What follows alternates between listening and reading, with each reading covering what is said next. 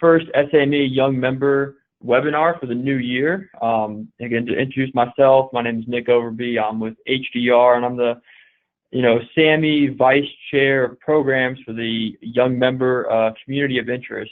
Before we start, I just want to go over a few housekeeping items. On the screen, you can see that we have the monthly leadership call, all the details pertaining to it.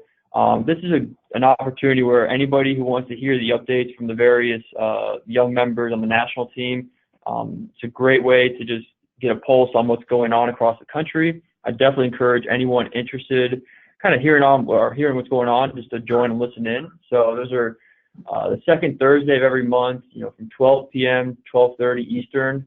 If you want to take a screenshot, I'll send this out after the presentation is over. And it's also accessed online, which is the second bullet point, says the website link for that. And I also encourage anybody to just, if you want to learn more, get engaged with our LinkedIn group or our Facebook group. And finally, if you have any questions, you can always reach out to the various members on that national team, myself included, and we'd be glad to, explain more about what SAME is all about. So with moving on to our presentation, I'm going to ask again, everyone just please keep your lines muted so that we eliminate all the background noise, and hopefully I don't go anymore. I'm going to ask that everybody that has questions, please put them into the chat box, and then from there, I can kind of moderate it afterwards, and then that way we're not talking over each other. And then also, please send your email directly to me in the chat box, so that way I can give the PDH credits out accordingly. And if you have multiple people dialed in, like if you're in a conference room, as I am, please send everybody who is requesting the PDH credits. So without further ado, I'd like to introduce our guest speaker. Brigadier General Patrice Melançon is speaking to us today, and she is the Mobilization Assistant to the Commander for Air Force Installation and Mission Support Center in Joint Base San Antonio-Lackland, Texas. The General is currently serving as the Executive Director of the Tyndall Air Force Base Reconstruction Program Management Office. She was commissioned through the ROTC program at the University of Southwestern Louisiana, Lafayette, graduating with honors and a Bachelor of Science degree in Civil Engineering. She spent 9 years on active duty prior to entering the Air Force Reserve. After completing a Master's in Water Resource Engineering from the University of Texas at Austin, the General served as a Senior Project Manager and Engineer, overseeing projects for various federal clients and programs, including the Air Force and the Army. And now, prior to returning to active military duty earlier in 2019, she served as the Watershed Engineering Department Manager for the San Antonio River Authority, where she led a team of 27 to protect and enhance the creeks and rivers of the San Antonio River Basin. So thank you, General, for taking time out of your day for us. We look forward to your presentation, and I will now turn the floor over to you. All right, super. So why are the slides not advancing? We did this yesterday. There we go. I had to have my mouse on the screen. All right, sorry about that. Good morning. First of all, I want to say thank you to SAME for inviting me to present on the Tyndall Reconstruction Program. I'm a little nervous now to know that I'm the first, inaugural young member presentation, so I will try to do it justice. This experience has been a really unique one for me and for all of the different people who have supported or are supporting the program. I really do have a fantastic team supporting me, and we have a great collaborative relationship with the 325th Wing, its groups, and its tenant organizations. Secondly, I want to say thank you to everybody who was interested enough to dial in for the presentation. I hope that you'll find it interesting and informative. I also need to let you know that while much of this presentation has been effectively vetted up through leadership, there is a goodly portion that still is under discussion and formulation. So some of this really is based on my opinion, and it should be treated as such. So for those, hold on, what happened? All right, sorry. In case you were not following the news, October a year ago, 10th of October 2018, Hurricane Michael hit the Gulf Coast, and literally Tyndall was in the bullseye of the storm. The graphic is pretty well to scale, and you can see the eye goes basically from one end of the base to the other. AFCEC supported the initial response through Task Force HARP and Task Force Phoenix, and as those task forces stood down, the Program Management Office was stood up.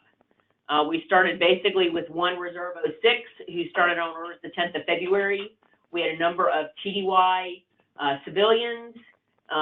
We got a little bit of contractor support help.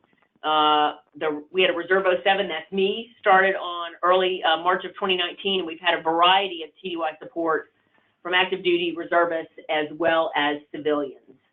And while we did get some very capable folks, the lack of continuity has certainly had an impact. And while everybody was doing the very best to document why they were doing what they did, there have been times when the team was left sort of wondering why we got to the place where we were. And that's really not a knock on anybody, but when you're in a situation like this, working within a very constrained schedule and with rotating personnel, it's almost a certainty that you are going to potentially make less than optimal decisions. However, decisions had to be made, and each person who supported the effort did the best they could with the information that they had available to them at the time. The active duty did divert several officers this past PCS cycle to the PMO. We have an 06, an 04, and 3 03s, civil engineers that joined the PMO in the late summer to early fall. And they sent us some really capable folks, as evidenced by the fact that we now have one 05 select and one 04 select. So two of our teammates were selected for promotion. We also are getting a communications 03 in April and another CE 03. We've gotten support for civilian overhire positions, including a designation as a hard-to-fill location to be able to potentially pay PCS costs and possibly some sort of incentive pay. The community would say just as hard as the base, so housing and community support is not as robust as most locations. So getting folks to want to come there, I know that the active duty organizations have had some difficulty getting people willing to move there. So we've got our fingers crossed. Just a note, the process to get overhires is not a fast one. Excuse me for a second. I should have turned my phone off. My apologies. Just to note, the process to get overhires is not a fast one. We started working overhire packages mid-May of last year, and we have just filled the first of 11 positions within the last week. So it's not quick. There are a variety of factors that led to that, but not the least of which is letting a non-personnelist, i.e. me, try to figure it out on my own. Please, please get help from a personnelist who knows what they're doing. Otherwise, everybody's going to be frustrated. I should have known better. Moving on, some of the statistics. So we started out with an 1,100 person tent city with a power plant. Several months ago, we finally have enough on-base lodging and dorms that we no longer have anybody in a tent, and the WRM equipment that we got from Holland has been reconstituted. That was a big day for everybody. Of the 484 buildings on base, initial facility assessments were done. That's 4.2 million square feet of space that was assessed. 44% of those were deemed green, i.e. damage was limited enough to allow for repair.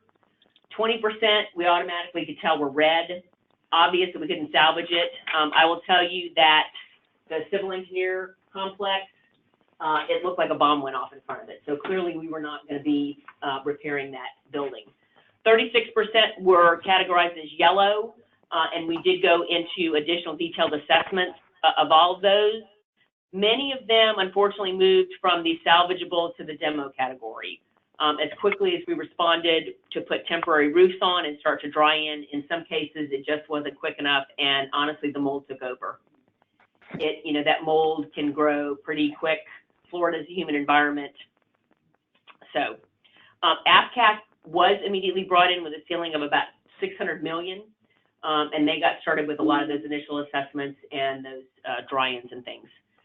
In total, they did 208 temporary roof repairs, 127 mold remediation projects, And we had 49 buildings that we did expedient but permanent repairs based on the economics and on the missions that were ongoing.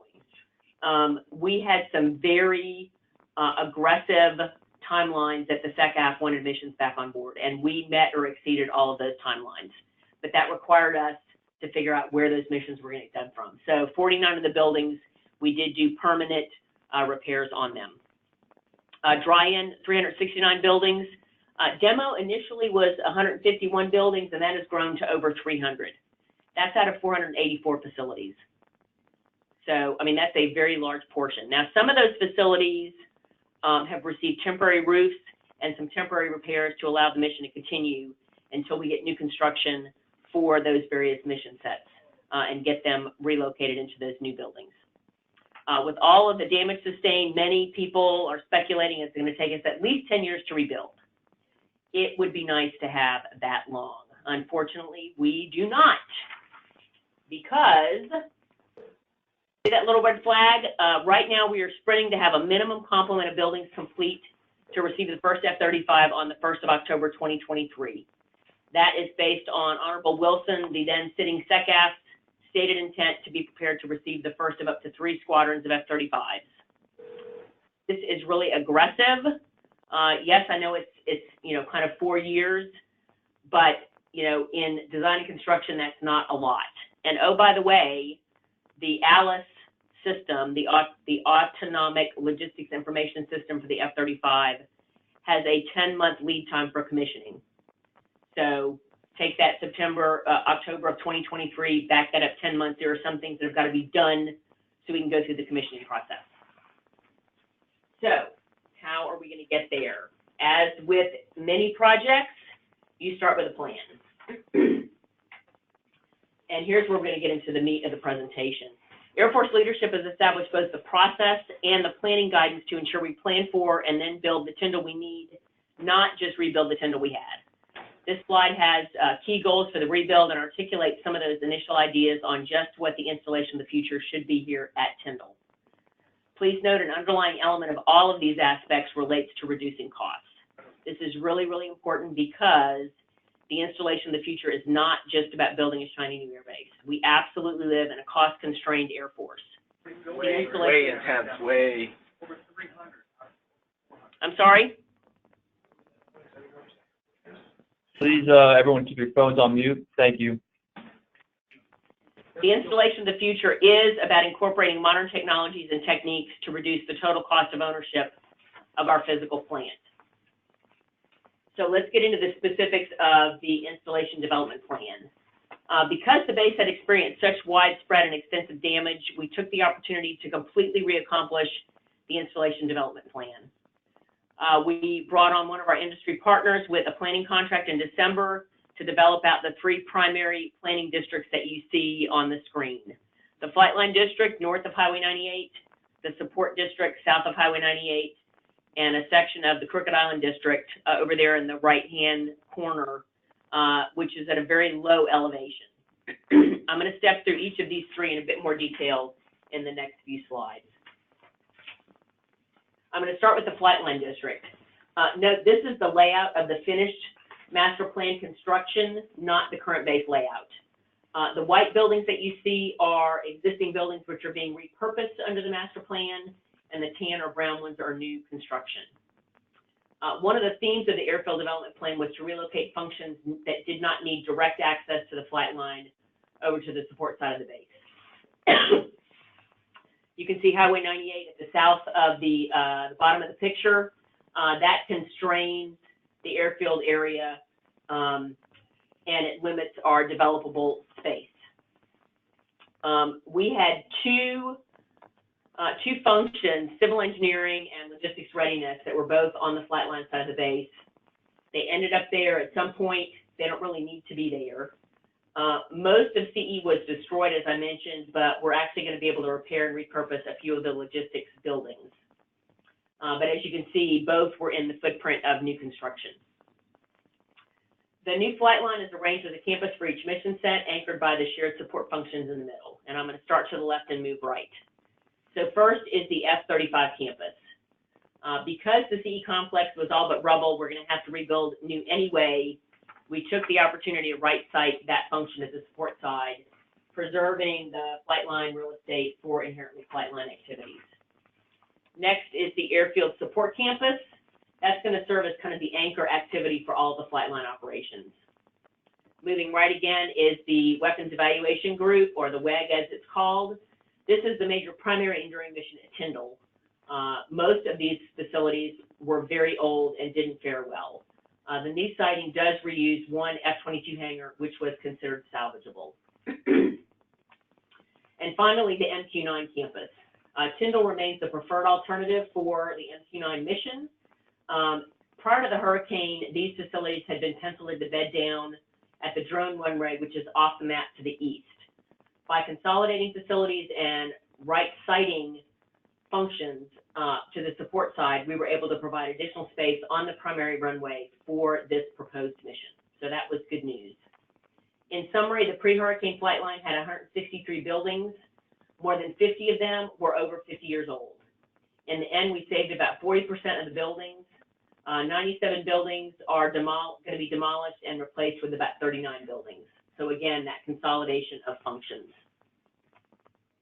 Moving on to the support district. This side of the base had several large, newer facilities which survived pretty well. And these became the backbone of our master plan for the support district. As I mentioned, damage was significantly less here, and the newer buildings built to more modern building codes fared much better.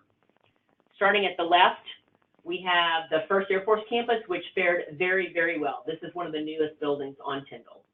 This area also includes the small arms firing range, which unfortunately was damaged beyond repair. We are currently exploring whether the right replacement facility is a completely enclosed indoor range, which could be located in the same place, or a completely outdoor range, open outdoor range, which would have to be located elsewhere. Next is the Family Support Campus. This is actually mostly expansion capacity here. We do have a number of buildings shown, but those are notional at this point. Under current needs, this campus is going to basically include one child development center. Future expansion includes additional temporary lodging facilities, a youth center, and potentially a second child care center to support that MQ-9 mission should it come to Tyndall. With the Community Support and Dorms campus, we emphasize consolidation into single facilities as well as combining functions in order to promote a compact and walkable campus. The community core is anchored on the commissary and base exchange. That is the large white building in the bottom left corner of the green square. The fitness center is the other kind of large white building off in the right bottom corner. That fitness center is fairly new and had almost no damage, and the dining facility also came through relatively unscathed. Our three newest dorms out of a total of 11 survived relatively intact. What didn't survive, Michael, so well was the lodging, which had already been approved for replacement before the hurricane, nor the other 8 dormitories and 14 small admin facilities from the 1940s. The Community Support Campus includes a new chapel complex, a community commons, a bowling alley, a post office, library, gathering spaces, and some eating options. And base personnel have worked with the community to craft a support agreement to provide office space for the DMV and the tax assessor's office. This is going to be really nice for folks that have got to go renew their license or do something with the tax assessor's office. They don't have to drive all the way into town. It's right there on the base.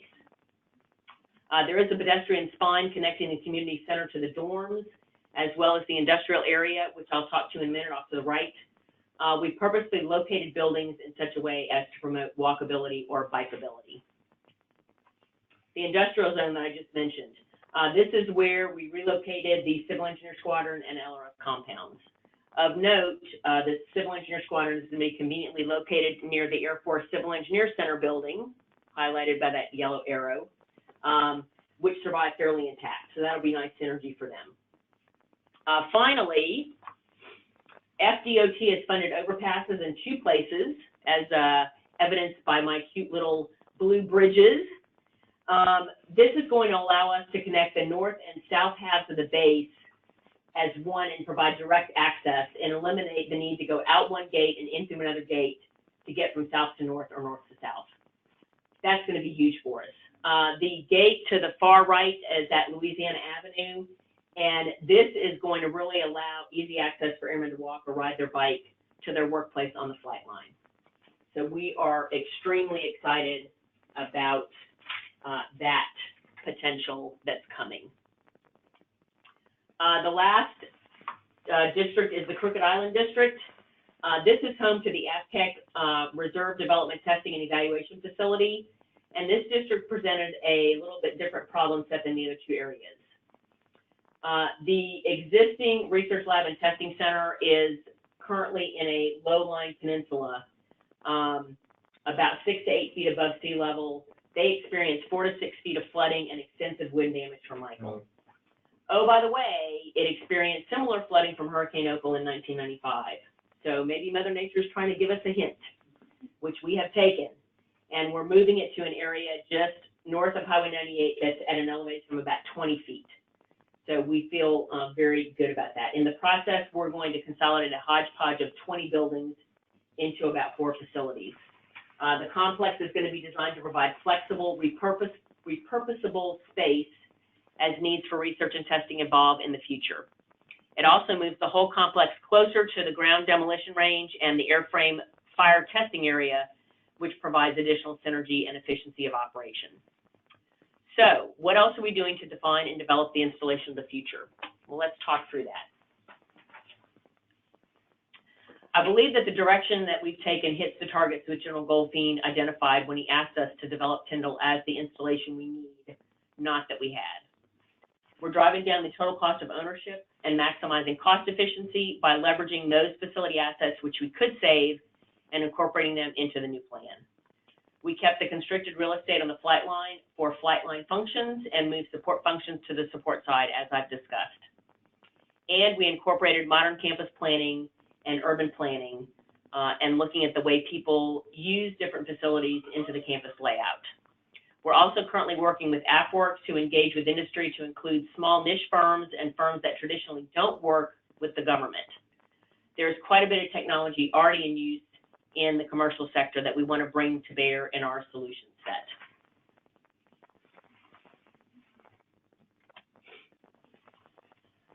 As we're working on defining what a 21st century base will look like, we've engaged with multiple entities and will bring in more as they are identified. AFRL and AFCEC have already begun working with me to consider ways that we can integrate building sensors, which already come installed on a lot of our MEP equipment. We're going to look to integrate those and use artificial intelligence and machine learning to give us the ability to be much more proactive with our infrastructure maintenance. There's a plethora of sensing capability already available in industry. These range from sound or vibration signatures that can detect initial failure of a motor and potentially provide additional diagnosis, to leak detection in facilities or the water distribution system. At last year's installation WEPTAC, one of the missionary working groups had direct influence in the Air Force's installation investment strategy, which was published just a year ago. We want to bake in the tools that will allow us to do maintenance at what we're calling the sweet spot, when we can minimize repair costs and actually extend the useful life of a system, as opposed to the current method where we basically wait until a system is hard broke and we have to replace it. This proactive maintenance strategy has great potential to reduce overall infrastructure maintenance costs. We've already had several calls and visits with AFWorks and are in the middle of challenge definition workshops in several different areas. These workshops include government personnel as well as industry experts to help us define a problem or a problem set, which will be put out to industry for submission of solution options. These solutions will be evaluated and selections will be announced at the AFWorks Fusion event in early June. And we're very hopeful that the Vice Chief of Staff will be present for those awards, including on the spot contracts being issued. While the sensors I mentioned a minute ago are fairly mature technology, the rest of the equation is not. Integration into the IT network, data aggregation, cybersecurity considerations, and then ingestion into artificial intelligence are challenges yet to be met in the Air Force. Again, we intend to use our AFWork challenges to connect us with teams who can provide solutions. Another area is the use of smart grids or microgrids that could seamlessly integrate a variety of power sources to keep the base up and running and allow us the ability to operate connected or disconnected from the local power system. Tyndall's utilities are privatized, so any resiliency will need to be considered and negotiated with the privatized system owner. I'll be talking to that more in a minute. AFCAC already has taken a very proactive approach with the system owner, and they have both participated in a variety of workshops and teleconferences. This video clip you see here is of Amazon's warehouse. Some of you may have seen that in a variety of places on the internet. That orange box is a computerized vehicle, kind of like a Roomba vacuum, that can move a 700-pound shelving unit with parts to a station where a person picks up the part and sends it on its way to a happy customer. Imagine if we could equip maintenance personnel on the flight line with a tablet that would allow them to pull up a screen for a part or other commodity that they need and hit send. The warehouse receives that need and puts the requested part on a drone or an autonomous vehicle, brings it out to the maintenance tech in a matter of minutes. Now, that's probably several years down the road, but those are the kinds of things that we want to try to start striving for. Some of the other areas of innovation include smart distribution. CENTCOM is exploring a smart hub for the AOR, and we've talked with them about what they're doing to see what we can apply. And while it's not at the top of the list for immediate implementation, we are considering what we might do related to autonomous vehicles. GeoBase also, I think, has got a part to play, and half A4L is working on Flightline of the Future. We're working with them to incorporate as many of those concepts, and if nothing else, we will lay groundwork to be able to incorporate those concepts as their development reaches maturity. We also have support from senior security forces leadership to consider some new and exciting technologies in the area of perimeter defense. We're looking at frictionless entry gate concepts that could allow entry with the swipe of a CAT card and maybe your thumbprint or some other second authentication factor. And we're considering using 3D printing. Those discussions with 3D printing are really in the early stages, but we're looking at what might make sense to pursue.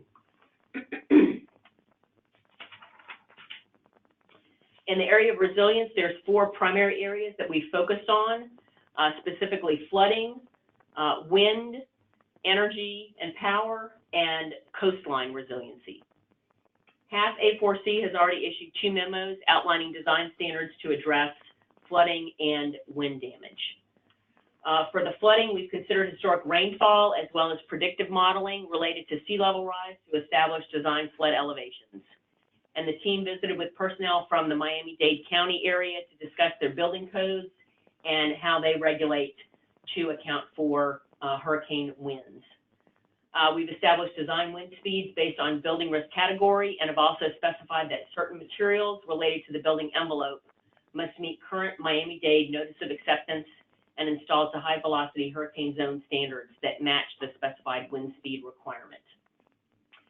Earlier I mentioned smart grids and microgrids. We've worked with the Staff IE Office of Energy Assurance to have an expedited analysis completed for Tyndall that considers resiliency in the energy and power area. OEA has provided recommendations for further consideration. We're currently working with the National Renewable Energy Lab to set up a support agreement for them to assist in selecting a specific course of action and then fleshing it out into actionable projects. Finally, in the arena of coastal resiliency, we're in discussions with U.S. Fish and Wildlife as well as the Corps of Engineers Engineering Research and Development Center and Florida's Chief Resiliency Officer to develop options for long-term coastal resilience there. This might include things like reestablishing dune vegetation or sandbars. So that is a very new development, and we're super excited about that potential for teaming there. I mentioned the privatized utilities earlier. I'm sure some of you are wondering about privatized housing also. Unfortunately, or maybe fortunately for me, that is not in my portfolio for the rebuild. So I cannot talk to that, but I can talk to privatized utilities and how the privatization is affecting the reconstruction. Since the utilities are privatized, we, the Air Force, no longer actually own those physical assets. They were transferred to the system owners that you see here when we privatized the utility. While the Air Force has programmed and received funding for the design and construction of utilities under our revised master plan, the execution of that has proven to be pretty complicated. We've had some outside interest in potential P3 or P4 kinds of opportunities. Because Florida is a regulated state, Florida Power, who's the commodity provider, has first right of refusal on any of those kinds of opportunities. Of note, Florida Power is only the commodity provider, not the system owner. I've listed those up above there. We approached the utilities project pretty much like any other Milkon project. We developed a 1391, we developed a cost estimate, we requested design funds and execution funds based on the programmed amount. We have currently contracted with an AE firm to develop a 35% design and draft a request for proposal for construction. We have made a concerted effort to engage and include the system owners in the design, and we've had several conference calls with DLA, the base, the Milkon program manager, Corps of Engineers, and the utilities privatization branch here at AFCAC to determine how we give ourselves the best chance for success here. The Corps of Engineers out of the South Atlantic Division have procured the design services, as I mentioned, and they are going to be procuring the construction execution for this particular zone. The initial approach that we discussed was to have the Corps of Engineers specifically spell out in the RFP for utilities that the successful offeror would be required to directly subcontract to the applicable system owner for the construction of the assets that fall under the privatization agreement. There was a lot of concern about ending up with stranded assets. I'm not going to try to explain exactly what a stranded asset is, but suffice it to say, we don't want stranded assets. So we had to think about that. There is some concern about really being able to hold the system owner accountable if they're a sub to a general contractor under the Corps of Engineers. We have had other discussions. The other option that we're looking at is potentially modifying the current privatization contracts through DLA to include construction of that component of the utilities system as part of the original privatization contract. There's pros and cons to both sides, and what I'm going to say next, I will emphasize, is my opinion only. We haven't gotten closure. My concern, if we move forward with the contract mod under DLA, I see that resulting with us having two separate contracts, two primes, two contracting officers, and I'm really concerned about coordination between those two separate efforts with multiple entities involved. In a perfect world, everybody would be completely focused on the larger effort and we'd be working together seamlessly, but we all know we don't live in a perfect world. To be frank, I have concerns with either of the scenarios that are being discussed, but we're going to need to pick one and move forward as best we can. And I know that we're continuing to work very closely with the AFCAC Utilities Privatization Branch, the system owners, DLA, the Corps, everybody that's involved to figure out what the best way forward is. So I talked about construction, and let's move now into some of the overall construction efforts and what those look like. As I mentioned earlier, the Corps of Engineers is functioning as the design agent, construction agent for all of the Milkon execution. South Atlantic Division has the lead with support from Mobile and Savannah districts. The AFCAC CONUS Milkon branch is functioning as the design manager, construction manager. In an ideal world, if I was queen for a day, I would have done one huge contract for the entire Milkon program. Unfortunately, I couldn't get that past contracting and legal. So, not only do we have $3 billion in Milkon, but we have over $500 million in repair work. And oh, by the way, we're continuing all the missions at Tyndall during all of this work. The coordination that's going to be needed still makes my head hurt really, really bad, but we're working it out. So given that we can't just have one huge acquisition, how do we put some semblance of orchestration into the chaos? We did come up with the concept for 12 zones for the Milkon program based roughly on geography and mission. While we're mostly sticking to that 12-zone concept, we are having to deviate some from that, largely as a result of federal acquisition regulations, which we need to comply with. We have developed the initial programming documents and have had to report to Congress the projects and the programmed amounts. As you might imagine, these programming documents and the PAs were put together in very short order and are rough orders of magnitude, really at best. You can see the factors here that I've listed. that we included in the programmed amounts. As you might imagine, it's been really difficult to really know what the market conditions might be like when we actually start construction, or what the market might do as we progress through multiple years of construction. We do intend to update our programming documents and PAs after the 35% design, so that's going to help us provide better fidelity. And the PMO is still continuing to try to get some potential for legislation that would give us some flexibility in terms of avoiding some level of need to request reprogramming authority. That's another thing that really is a concern to me, because those kinds of activities can take months and months and months. And we just don't have that in the schedule. We don't have that much flexibility. To date, that request for potential legislation hasn't gotten a lot of traction, but I'm not giving up yet.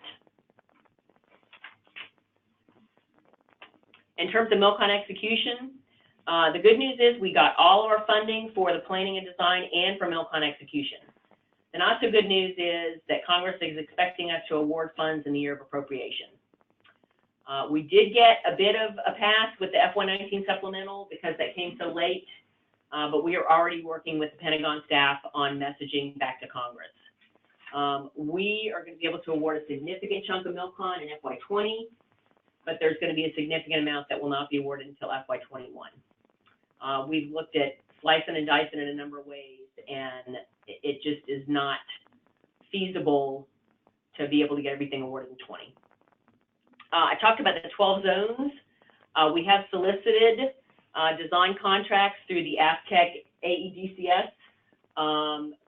That was done through decentralized ordering to the districts you see there.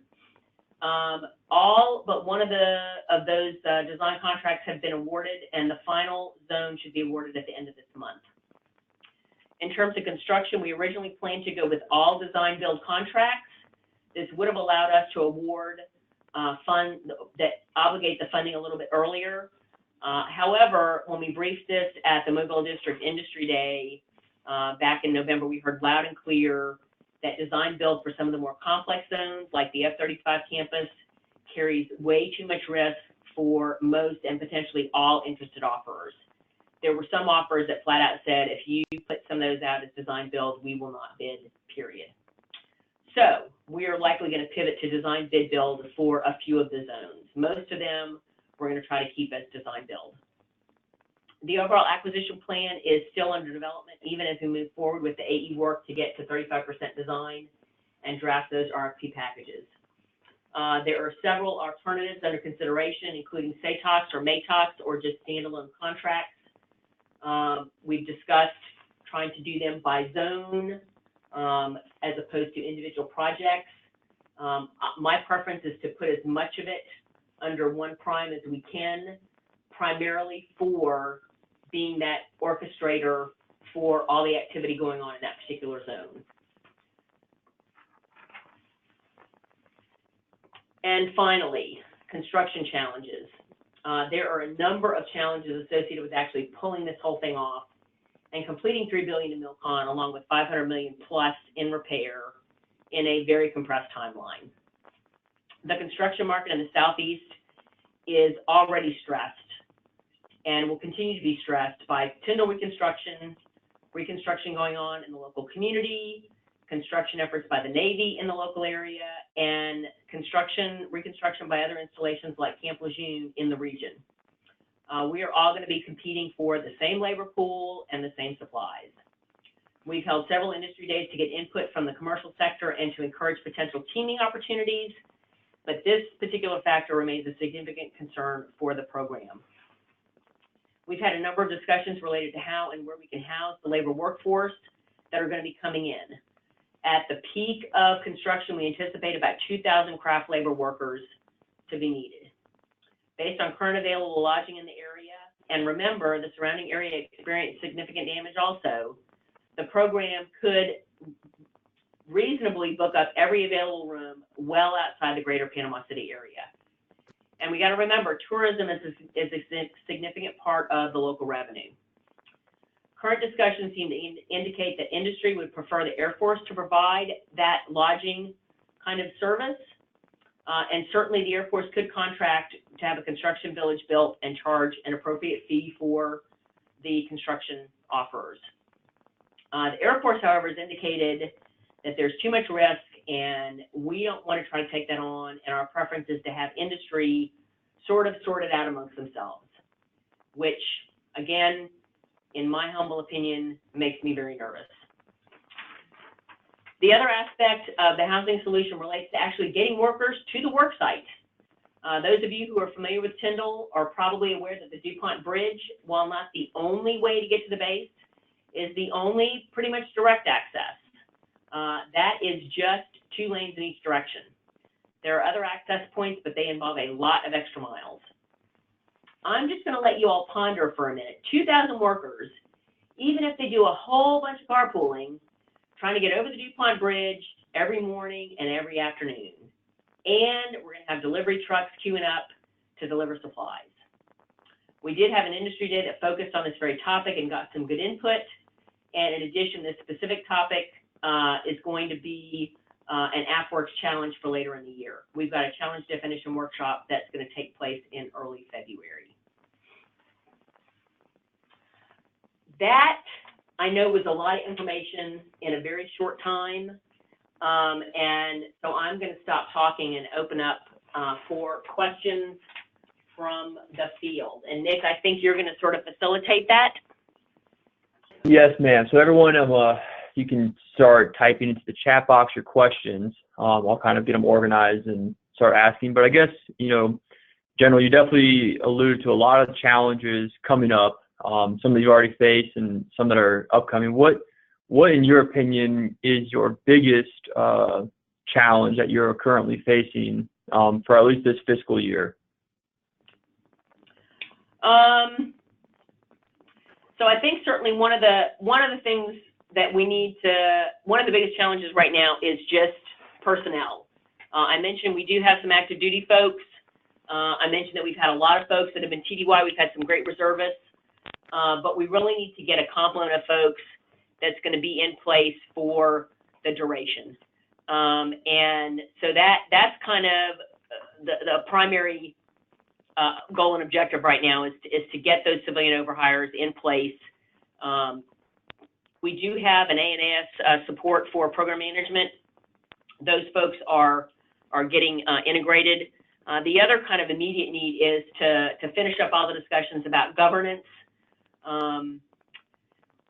You know, this is very different. You know, typically we have one Milkon project at a base, and it's pretty straightforward how things are going to work. This is just very different in that we've got 41 Milkon projects, a bunch of FSRM work, and multiple entities involved. So that is something that we're getting close with kind of putting pen to paper and inking what that governance is going to look like in terms of who does what to whom, when, and how. But those are kind of two immediate. And then on the heels of that is going to be the whole issue of being sure that we have an acquisition strategy that is going to entice bidders. I mean, it would be terrible if we put these RFPs out and we get no bidders. That would be pretty awful. And then the whole kind of construction logistics is something that frankly, I'm sure there's got to be a solution, but I'm having a hard time figuring out what that might look like. I certainly understand that. So I guess kind of flipping that with all the challenges, as you think about the future, what are you most excited about for Tyndall and the role you'll be playing with it?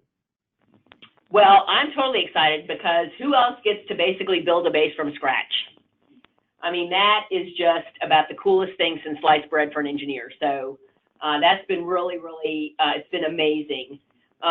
Really exciting in some ways, completely terrifying.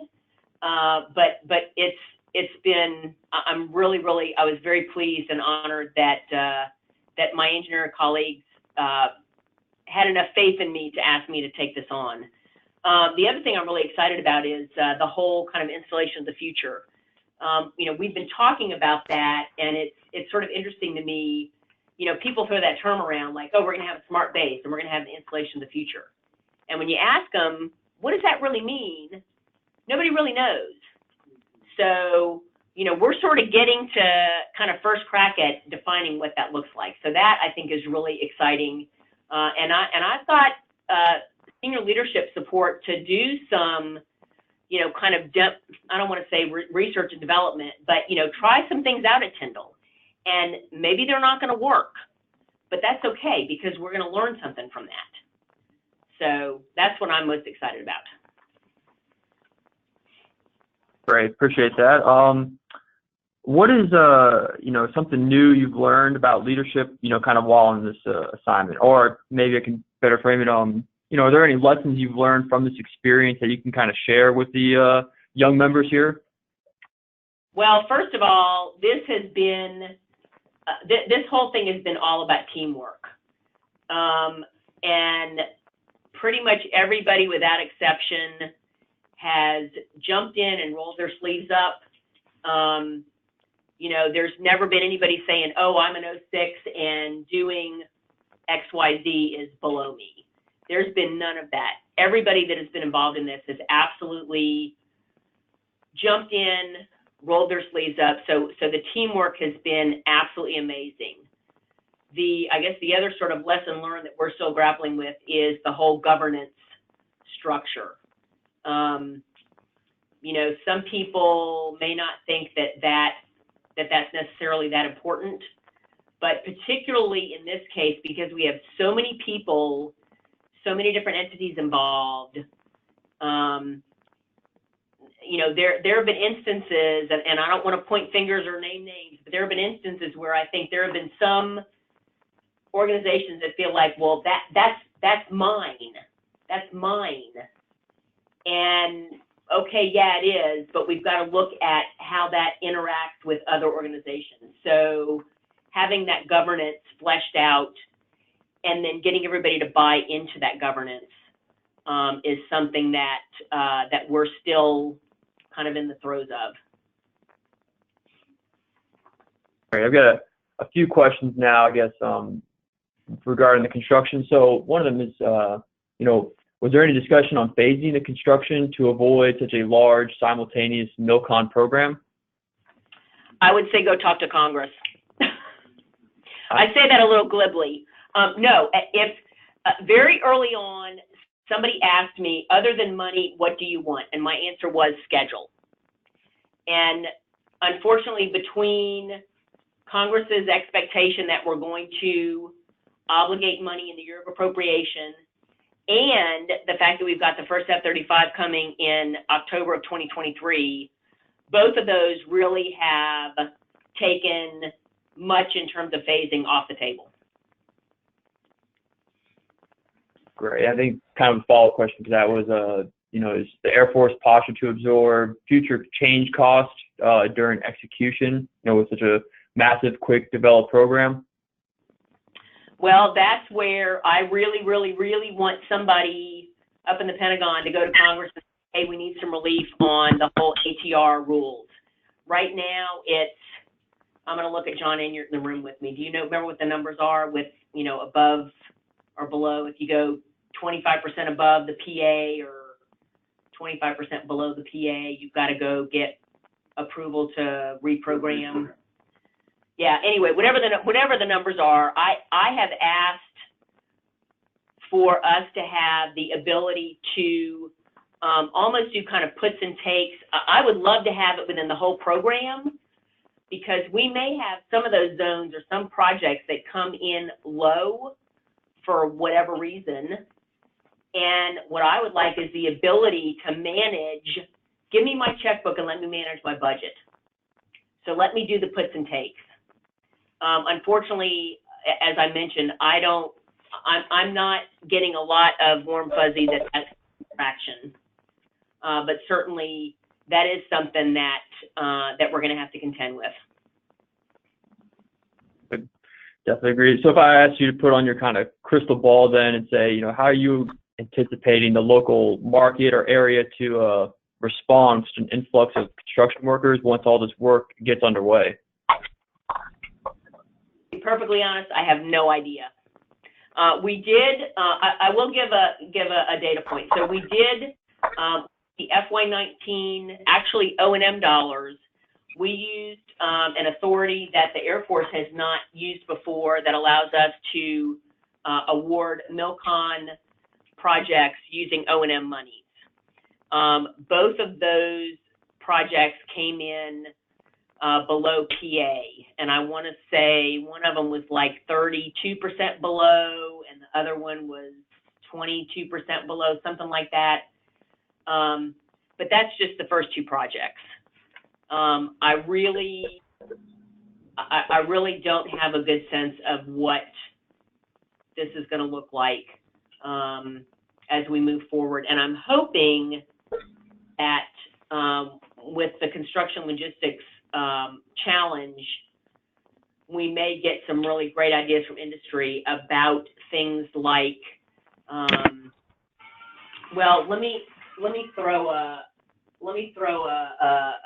suggestion out there.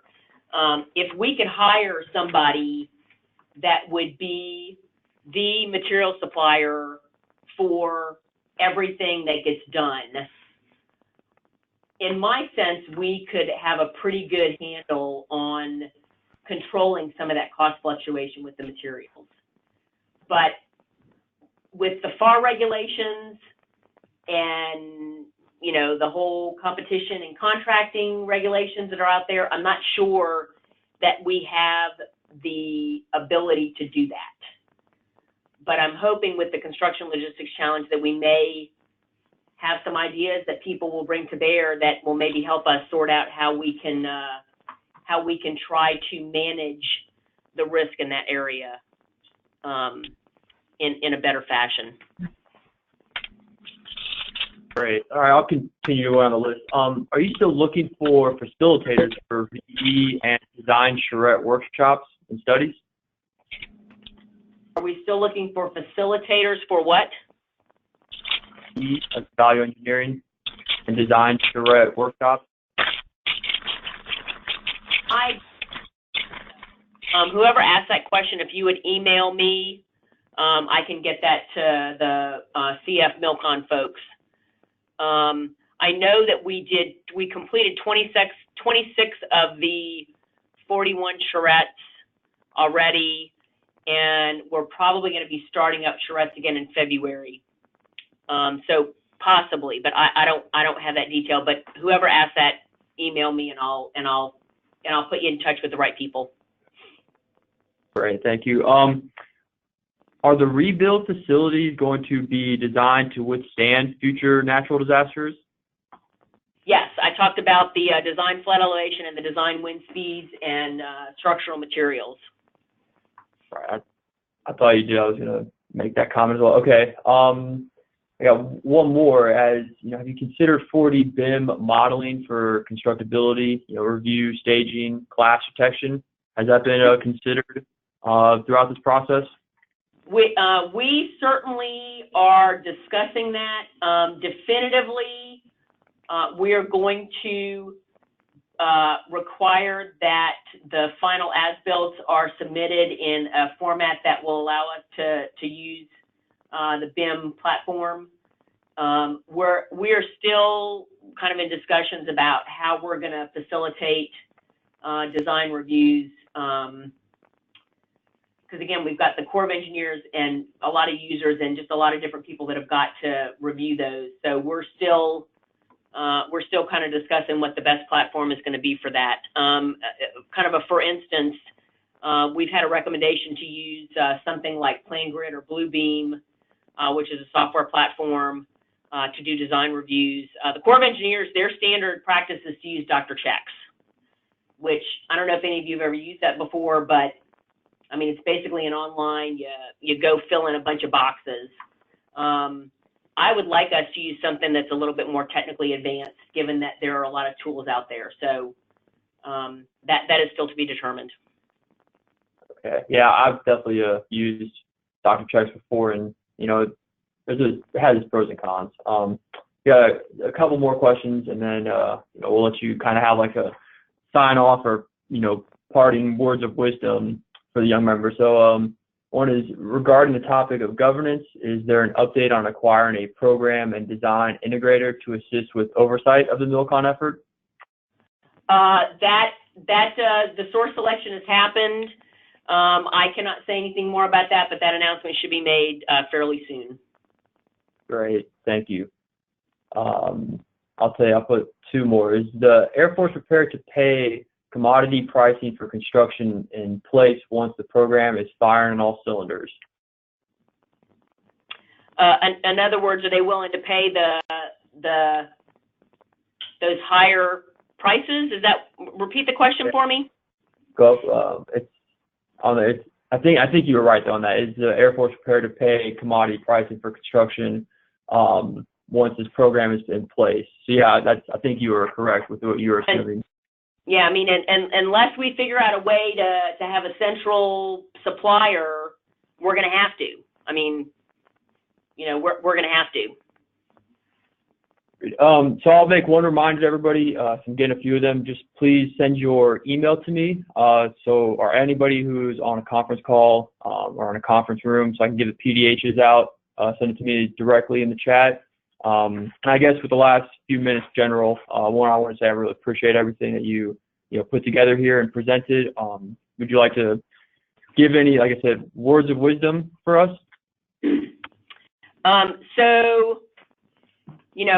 Like I said before, be a team player.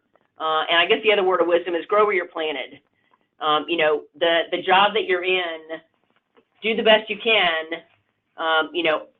Sure, you need to be sort of thinking about where your career might go, but my best advice is to do the best job you can in the job you're in, and that's going to facilitate those future opportunities for you. Really hope that you enjoyed the information, and please feel free to email me if you've got questions that you want to ask offline. I'd be happy to answer them. And I think, Nick, are you guys going to send out the slide deck? That's correct. We're going to post the slide deck in this session on the website. We'll send out an email letting everybody know that's on as well. And I got Eddie who will make sure to help us out. So the email will probably come from Eddie Gonzalez with SAME. Okay, super. I'm super glad I finished in time. I was worried I was going to go too long. No, and I want to be respectful of your time. And if you got any meetings backing up after this, we want to say we really appreciate your time today. And you putting this together and giving us, this great presentation. It's very educational. I look forward to seeing everything that unfolds for Tyndall in the future. So with that, thanks everybody. We'll be having another webinar in the second quarter. Be on the lookout for emails. And again, you sign up on the website, you'll get notifications as well. And if you have any questions regarding SAME overall, feel free to reach out to me as well. So with that, thanks everybody, and I hope you guys all enjoy the rest of your day. Out here.